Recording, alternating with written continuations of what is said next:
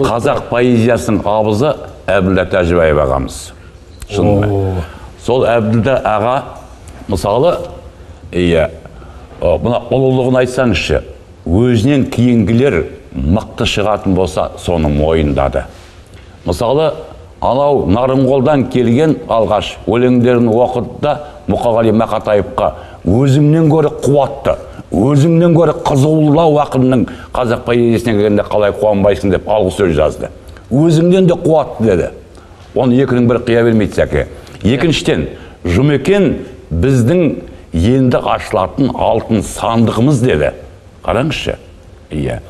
Ал алтын сандық деген қалай? Жұмекен поэзиясын біз сол алтын сандықты аштық па, ашпадық па? Менше әлі аша алған жоқпыз.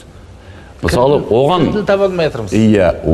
Жұмекеннің поэзиясының тереңдігіне бару үшін Жұмекенге иықтас, соған шамасы келетін деңгейі адам керек еді. Сыншы болса да, мәдениеттанушы болса да, зерттеуші болса да, бірақ Жұмекеннің бақытына сондай әлі ұшыраспай жатыр. Неге десеңіз, мысалы, кейбір зерттеушілер айтады да, Жұмекен поэзиясы ағып тұрған кейбір лирика дегісі келеді. Мен айтам, қараңыз Жұмекеннің өлеңін. Мысалы, бір шумақ.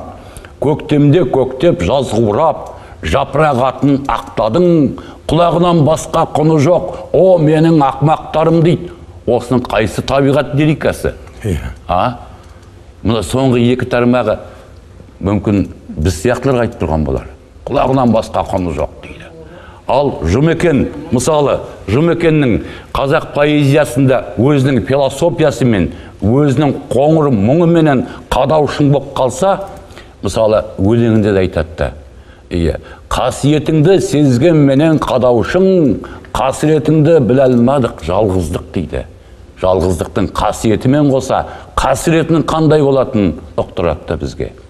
Сөйткен философиясымен поэзияда қалып қойған Жұмекен, мысалы, біреу қазақ поэзиясына, өлеңіне шапан кигіздім десе, біреу зерделі бөрік кигіздім десе, Жұмекен айтады, жайлап қана, өлеңіме мен өзім өкшелетіп кигіздім дейді.